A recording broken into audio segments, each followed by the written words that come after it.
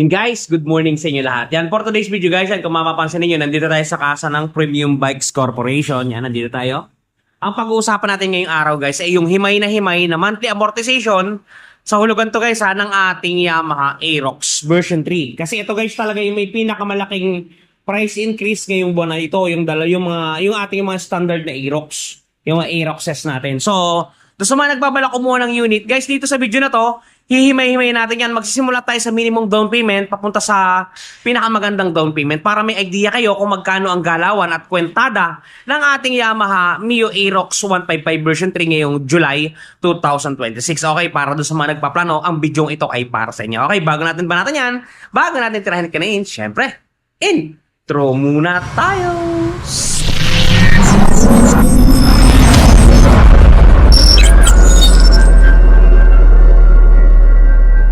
Guys, without further ado, ayan, kung mapapansin niyo, nandito na tayo sa ating table, nakaupo tayo at nasa likod ng bahagi natin yung ating Yamaha Mio Aerox Standard. Ito kasi mga nag-price increase yung nakaraang mga araw. So, dito sa video na to, hihimay-himay natin yan. Magsisimula tayo sa minimum down payment hanggang sa 50,000 down payment.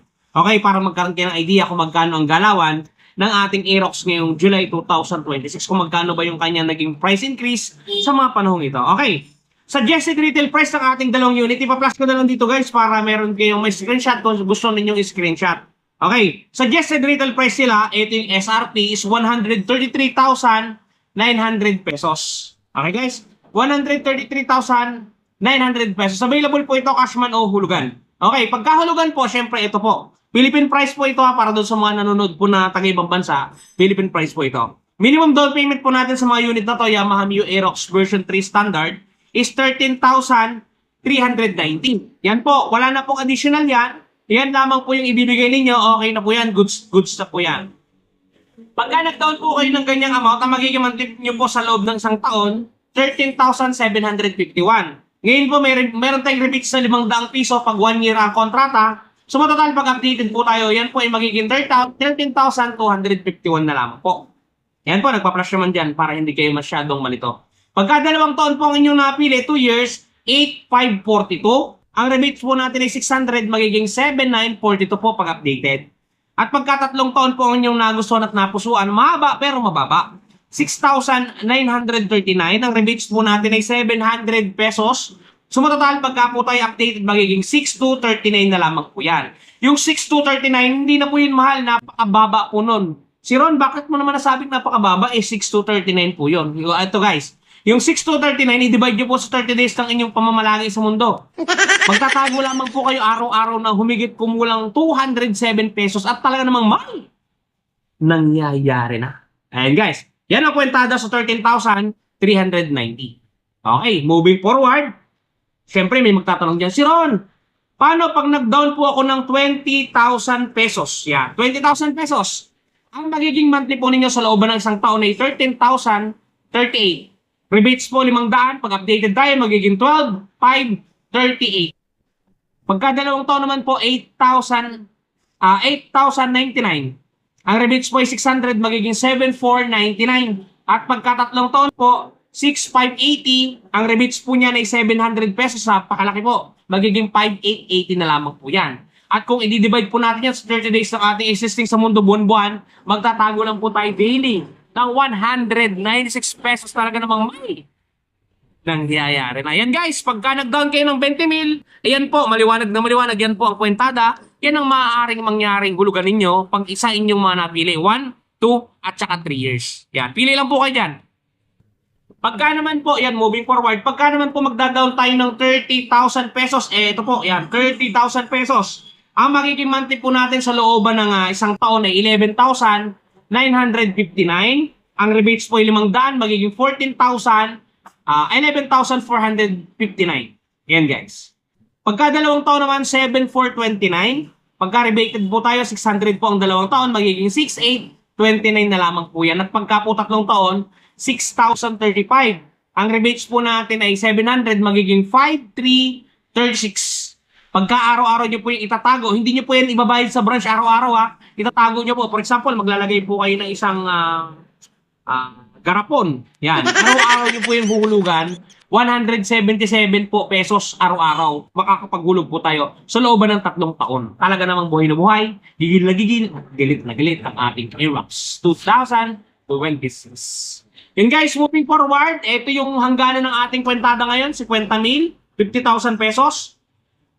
Ngayon, kung mas gusto nyo mas malaki, mag-comment na lang kayo o mag-PM kayo sa akin. Ang Facebook ko nga pala, Romel, si Ron Mirabueno.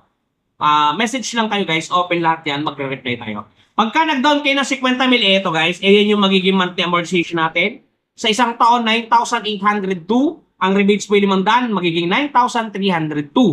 Pagka 2 taon po, 6,089. Ang rebates po natin ay 600, magiging 5,489. At pagka 3 taon, 4,947. Ang rebates po dyan, pagka tayo hindi makunat magbayad, magiging 4,247 na lamang po yan. At kung i-araw-araw nyo pong paghulog dyan, ang magiging daily nyo pong itatago sa inyong maalkansya, napakagaan guys. 141 pesos araw-araw. At talaga naman po magkakaroon na kayo ng sarili ninyong Yamaha Aerox 2026 model, version 3, at talaga namang napaka-easy yan guys. Yan. Good sa good yan. Ito guys, SP to, ibang kwentada na to ha. Yan. Yung pinag-usapan natin itong dalawa. Yun guys, sana nakatulong sa inyo yung video natin. Yun nga pala guys, doon sa mga katropa natin na may ano ko lang, may share ko lang na namumroblema. Okay na tayo doon sa kwentada ng Aerox ha. Doon sa namumroblema naman ng mga gas-gas. Just for example, nabili nyo to o kahit anong mga motor ang nabili ninyo dito guys. Ngayon nagasgasan. Panoodin nyo guys, touch paint ni Wash Body. Nakakabura siya ng mga gas-gas ng mga motorsiklo. At meron pa tayong bagong na-invento sa kanya. Yung mga gulong ninyo, mamaya na natin i-flash siya. Yung mga gulong ninyo, di ba, for example, ito. May mga keyword yan, IRC, mga model code niya, yung mga brand niya. Gusto nyo ngayong kulayan yan, di ba, may nabibiling mga pen paint sa Shopee. Yung mga tag 36, kaso nabubura agad yun. Etong touch paint guys, si Wash Body, panoodin ninyo, pwede rin siya, napakatindi pa kasi permanent siya. Ito guys, panoodin ninyo. At eto na guys, ang touch paint ni Wash Body, di ba napakaganda? Ganto ang packaging yan pagka mabibili ninyo. Ito yung polishing cream, ito yung surface cleaner, ito yung mismong touch paint. At may kasamang pre yan na pen brush at meron niyang instruction kung paano gagamitin. Ito guys, kung makikita ninyo, ganito siya i-apply. Una, pahidan ninyo ng polishing cream para makinis ninyo yung lugar o lokasyon. Sprays ng surface cleaner. At syempre, i-apply natin ang ating touch paint.